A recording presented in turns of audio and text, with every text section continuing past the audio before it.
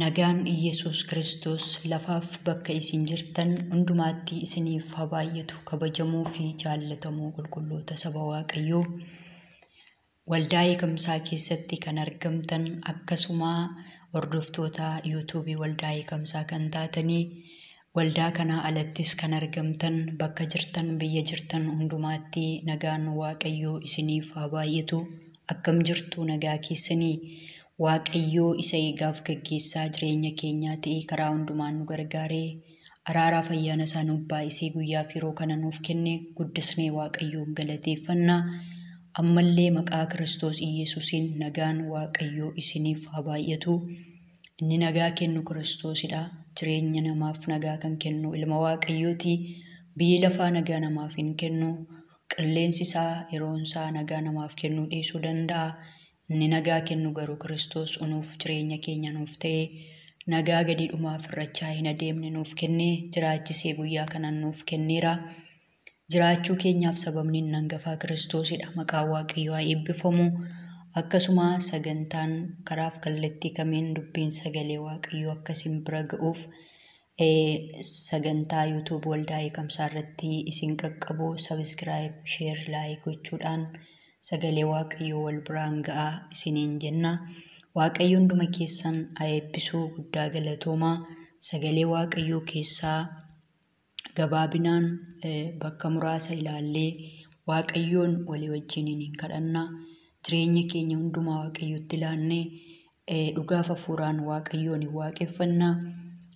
Waaqayyoo dhimma keessan akka hojjetu, hidhaa keessan akka hiiku, gaaffii keessaniif deebii akka ta'u, dhukkuba keessanitti akka isin fayyisu, ba'aa ulfaataa isinitti ta'e jireenya keessan gadi qabee akka isinirraa kaasuu danda'u Waaqayyotti amanaa. Waaqayyo waan hundumaa gochuu danda'a. Maqaan Waaqayyoo guddaa bara baraan haa eebbifamu. Karaan hundumtuu Waaqayyoof karaadha. Galaanni isaaf karaadha. Qilleensi isaaf karaadha. Duumessi isaaf karaadha. Namni isaaf karaadha. Wanti Waaqayyoon daangessu tokkoyyuu hin jiru. Karaa ati yaadne adeemaa gara kee dhufaa. Karaa ati kana keessaa nan ba'a, kana keessaa ka'uu hin danda'u jetteetti abdii kutatteetti harki Waaqayyoo qabeesi kaasa. Galanni Kiristoosiif haa ta'u. Daandii sitti cufamee karaa dhaabattee danqamtee boossa yoo ta'e, ni daandii jireenyaa banee karaa sitti agarsiisuu danda'u Kiristoos ilmi Waaqayyoo siif hin mul'ata. Haalelluuyaa. Galanni Waaqayyoof haa ta'u. Dhimma kee Waaqayyootti agarsiifadhu yeroo kana. Isa gaaffii sitti ta'e fuula Waaqayyootti fidi sa'aatii kana. Inni dhimma kee hojjetu, inni gaaffii kee deebisu, inni dukkana jireenya kee bareessisuu danda'u Kiristoos ilmi Waaqayyoo siif hin mul'ata. Nama waamtee dhageessifachuu kan dhabdee fira siif dirmatu haala keessa jirtu keessatti miidhamaaf rakkoo kan sitti ta'e haalati keessa jirtu yoo jiraatte inni iyya lafa onaa dhaga'u Kiristoos Iyesuus. Warra isa abdataniif, warra isa amanataniif sagalee iyya isaanii kan dhaga'u siif dirmata ilmi Waaqayyoo. Galanni Waaqayyoo isa jiraataaf haa ta'u. Ani abdii guutuudhaan Waaqayyoon nan eeggadhe, innis gara kootti jedhee iyya koo anaaf dhaga'e. Inni boolla ursaa sodaachisaa dhoqqee akka laaqii suphee nama qabatu keessaa harkisee na baasee jedhe Daawiti. Miilla koo dhagaa hin sochoone irra anaaf hin dhaabbachiisi. Ejjennaa koos anaaf hin jabeessi. Baay'een kana arganii isa hin sodaatu, Waaqayyummaa isaas immoo hin amanatu jedhe. Inni miilla koo ol fuudhee dhagaa hin sochoone irra naaf dhaabbachiise. Faarfannaa haaraa isa ani ittiin jajadhu, isa ani ittiin galateeffadhu afaan koo keessa hin kaa'e. Haala keessaa ba'uun hin malamne keessaa na baase. Laaqii rakkinaa keessaa harka qabee na baasee jedhe Daawiti. Har'as haala keessa jirtu keessatti abdii guutuudhaan Waaqayyoon eeggachaa jirta yoo ta'e, rakkina akka laaqii suphee si qabate keessaa, haala ati keessaa ba'uu hin dandeenye keessaa Yesuus Kiristoos harka qabee si baasee miilla kee ol fuudhee gaara ulfinaarra dhaabbachiisuu hin danda'a. Miilla kee ol fuudhee dhagaa hin sochoone irra dhaabbachiisee akka ati galataan dhaabbattu gochuu hin danda'a Waaqayyo har'asi. Abdii keessan Kiristoos irra gaafa isin kaa'attanii inni Kiristoos Iyesuus Waaqarraa siif mul'atu isa akka namaatti si dhiisee darbu miti, isa garaa sitti jabaatu miti. Waaqayyo Waaqa ariifatee namaaf qaqqabudha. Hafuura namaa caalaas kan namatti dhiyaatudha. Jireenya kee isa miidhe keessaa haala ulfaataaf rakkisaaf sodaachisaa keessaa inni si baasuu danda'u Kiristoos ilmi Waaqayyoo siif hin mul'ata. Maqaan Waaqayyo Gooftaa bara baraan haa eebbifamu. Kanaaf abdii guutuudhaan Waaqayyoon eeggadhu. An abdii guutuudhaan Waaqayyoon nan eeggadhe. Innis gara kootti jedhe Daawiti, gara keetti jedha siinis ilmi Waaqayyoo. Haala si rakkise keessatti gara keetti jedha. Haala si qabe keessatti gara keetti jedha. Isa si boossisee keessatti Waaqayyo gara keetti jedha. Si baasa rakkina kee keessaa, si hiika keetti. Haala ati keessatti miidhamte keessatti Waaqayyo Gooftaan maccaa raawwatee sin dhiisu. Harka qabee kan si baasuu danda'u, fira miti qabeenya miti. Inni rakkina keessaa nama baasuu danda'u, inni dhukkuba cubbuutti nama hiikuu danda'u, inni dhukkuba hafuuraaf foonitti nama fayyisuu danda'u. Kiristoos beellama kan namaaf hin qabne gaafa dhufee gaafa mul'ate gaafa harki Waaqayyoo siif diriire isa jireenya keetti jirma ta'etu jireenya kee irraa ka'a. Isa jireenya keetti ba'aa ta'etu jireenya kee irraa konkolaataa. Isa jireenya keetti gaara yaaddoo ta'etu fuula keetii dhabama. Galanni Yesuus Kiristoosiif haa ta'u. Haaleluyyaa. Waaqayyoon hin galateeffanna. Ati guddaaf jabaadha amanamaa Waaqa waan hundumaa dandeessu. Maqaa Gooftaa Yesuus Kiristoosiin galanni ulfinni guddaan siif haa ta'u. Maqaan kee bara baraan jiraataadha Yesuus. Kan hin jijjiiramne haalliif baroonni yaa Waaqayyo Gooftaa iddoodhaa kan sin jijjiirre. Baraaf baroota keessatti haalotaaf baroota geddartee yaa Waaqayyo Gooftaa waan hundumaa gochuu akka dandeessu, waan hundumaa irratti aaboo guddummaaf yaa Waaqayyo Gooftaa jabaa akka taate si amannee maqaa Gooftaa Yesuusiin sitti kooluu gallee. Maqaa Kiristoosiin kan akka keetu hin jiru Waaqa gaarii, kan akka keetu hin jiru Waaqa amanamaa, kan akka keetu hin jiru Waaqa sirrii. Maqaa Gooftaa Yesuus Kiristoosiin galanniif ulfinni guddaan siif haa ta'u. Isin anatti qabamaa jiraadhaa, anis isinitti nan jiraadhaa. Mukti damee isaatti adda ba'ee akkuma jirma isaatti adda ba'ee jiraachuu hin dandeenye, isinis anatti adda baatanii homaa tokkollee godhachuu hin dandeessanii jette Gooftaa. Eeyyee har'as fakkaatanii Gooftaa Yesuus Kiristoos mukicha wayinii isa dhugaa fakkaatanii jireenya namaa yaa Waaqayyo bowwaa du'aatti kan gadi darbachuu barbaadan kan yaalii godhan baay'eetu jiru. Nuti garuu yaa Waaqayyo Gooftaa mukicha wayinii isa dhugaa, mukicha wayinii isa jireenyaa, mukicha wayinii isa ulfinaa, mukicha wayinii isa bara baraan jiraatu sanatti qabamne. Maqaa Gooftaa Yesuus Kiristoosiin siin qabaachuun keenya nuuf ga'aadha. Kanaaf si galateeffanna Gooftaa. Maqaa Gooftaa Yesuus Kiristoosiin galanniif ulfinni guddaan siif haa ta'u. Ammallee maqaa Gooftaa Yesuus Kiristoosiin biyya lafaa kana keessaa yaa Waaqayyo Gooftaa jireenya namaa balleessuuf, jireenya namaa miidhuudhaaf, maqaa Gooftaa Yesuusiin ulfina kee keessaa nama baasuudhaaf, maqaa Yesuus Kiristoosiin qilleensarra lafarra nama keessa kan hojjetu hafuurichi dukkanaa ergamichi bara dhumaa, maqaa Yesuusiin dogoggorsaan dhala namaa, humna dhiiga Kiristoos Yesuusiin jireenya dhaloota kanarraa, jireenya koorraa, maqaa Yesuusiin hafuura yaa Waaqayyo Gooftaa dhaloota kanarraa, saba kanarraa Yesuusiin kan diigame haa ta'u, kan diigame haa ta'u.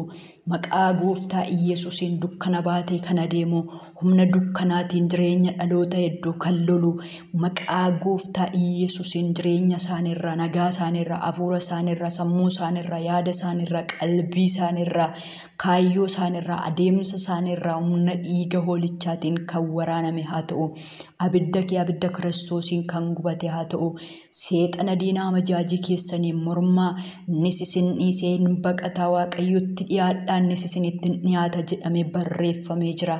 Ergamoonni seexanaa hafuuronni hamaan maqaa Gooftaa Yesuusiin hafuura namaa ajjeesuu kan baran humna dhiiga Kiristoos Yesuusiin lafa isaarraa, qilleensa isaarraa, yaa Waaqayyo dhaloota keenyarraa, biyya keenyarraa humna dhiiga hoolichaatiin kan waraaname haa ta'u. Abidda kee abidda Kiristoos Yesuusiin kan gubate haa ta'u. Warri akka qoraattii isin waraanan qancara yookiis xobbee yoo ta'an iyyuu utuu isaan hin beekin inni haree isaan ni balleessa jedha sagaleen kee. Maqaa Kiristoos Iyyesuusiin qoraattiin ulfina keef hin taane, arangamaan ulfina keef hin taane, hafuura dhaloota kanaa hedduu kan bare maqaa Yesuus Kiristoosiin hafuura nama baay'ee yaa Waaqayyo dirmammeessuu kan bare, nyaachuu kan bare maqaa Kiristoos Iyyesuus isa du'ee du'a injifatee ka'een biqiltuu abbaan koo hin dhaabin hin guddatu jedhee sagaleen kee akkuma dubbatu. Wanti ulfina keef hin taane abidda keen haa gubatu, billaa keetiin haa nyaatamu, humna dhiiga hoolichaatiin adiigamu, maqaa Kiristoos Iyyesuusiin haa waraanamu, hojiin kee haa diigamu, akeekni keessan tooftaan keessan adiigamu, tooftaa keessan maqaa gooftaa Yesuusiin karaaf kallattii kamiin maqaa gooftaa Iyyesuus Kiristoos isa du'ee du'a injifatee ka'een fiixaan ba'umsa hin argatiin, hojiin keessan hin milkaa'in, yaadni keessan akeekni keessan fiixaan ba'umsa hin argatiin. Waaqayyoodhati nu gargaari, dhaloota kana gargaari, anaan na gargaari maqaa Kiristoosiin. Ilaa yaa Waaqayyo gooftaa waan hundumaa keenya taate kan kaleessa kan nu gargaarte maqaa Kiristoos Iyyesuusiin dukkana keenya kan bareessiste gaara yaaddoo fuula keenya duraa kaaste yaa Waaqayyo gooftaa adeemsa haaraa kan nu eegalchiiste maqaa Yesuusiin siin gargaaramne siin adeemne siin tarkaanfanne malee maqaa Kiristoos Iyyesuusiin yaa Waaqayyo gooftaa humna keef dandeettii kee aaboo kee gooftaa guddummaa keessa guddaan nu wajjin taanaan malee ilaa yaa Waaqayyo kan nu balleessu kan nu cabsuu kan nu miidhuu barbaadan baay'een turaniiru garuu akeekni isaanii raawwatee fiixaan hin baane. Yaa Waaqayyo nu wajjin jiraachuun kee yaa Waaqayyo gooftaa gaaraaf bu'aa ba'ii baay'ee irratti humna nuuf ta'eera. Maqaa Yesuus Kiristoosiin kufaatii keenya kan eegan badiisa keenya salphina keenya du'a keenya kan eegan leeyya'aniiru. Warra galataa warra moo'ichaa warra jiraatanii si galateeffatan situ nu taasise. Carraaf iddoo kana siin arganne gooftaa warra kufan kaaste warra badan barbaadde warra cubbamoota yaa Waaqayyo gooftaa ayyaana keef araara keetiin gooftaa Yesuus Kiristoos qulqulloota goote gooftaa kanaaf si galateeffanna. Maqaa Yesuusiin si haa galatu ulfaadhu kabajami sagalee kee nutti dubbadhu sadhageenyatti jiraachuu akka dandeenyuuf ayyaana kee nuuf baay'isi qaalma kee Yesuusiin ameen. Waaqayyo sin haa eebbisu galatooma. Sagalee Waaqayyoo keessaa Qorontos isa tokkoffaa boqonnaa 16 lakkoofsa 9 kaaseen nan dubbisa maqaa Kiristoos Iyyesuusiin akkas jedha. Qorontos isa tokkoffaa boqonnaa 16 lakkoofsa 9 akkas jedha nan dubbisa. Warri ittiin morman baay'een yoo jiraatan iyyuu hojii guddaadhaa fi hojii waa'ee baasuu hojjechuudhaaf karaan anaaf banameera jedha. Ameen haleluuyaa. Warri ittiin morman baay'een yoo jiraatan iyyuu hojii guddaadhaa fi hojii waa'ee baasuu hojjechuudhaaf karaan anaaf banameera jedha. Iddoo kanatti namni Waaqayyoo Phaawulosi warri ittiin morman warri akkan hojii gooftaa kana hojjechuu hin dandeenyeef akkan adeemuu hin dandeenyeef warri naan morman warri dubbii kanaan morman baay'ee yoo jiraatan iyyuu akkan hojii kana hojjedhuuf akkan hojii guddaadhaa fi hojii waa'ee baasuu hojjedhuuf anaaf garuu karaan naaf banameera. Biyya lafaatiin yoo cufame jallootaan yoo cufame iyyuu seexanaan yoo cufame iyyuu karaan anaaf banameera. Harka Waaqayyootiin karaan anaaf banameera. Karaa isa namni cufuu hin dandeenyetu karaa isa biyyi lafaa cufuu hin dandeenyetu karaa isa jalloonni cufuu hin dandeenyetu anaaf banameera. Maqaa gooftaa Iyyesuus Kiristoosiin wanti fuula kee dura dhaabbatee cufaa sitti fakkaatee si dabarsuu didee fuula kee duraa maqaa Iyyesuusiin banameera sa'aatii kanaa kaasee. Phaawulosiin kan morman baay'een turaniiru. Kan isarratti ka'an akka inni hojii gooftaa hin hojjenneef kan isa ari'atan baay'een turaniiru. Garuu inni karaa bane Yesuus isa dura waan jiruuf garuu inni balbala duraa bane Yesuus Kiristoos isaa wajjin waan jiruuf akka inni hojii guddaadhaa fi hojii waa'ee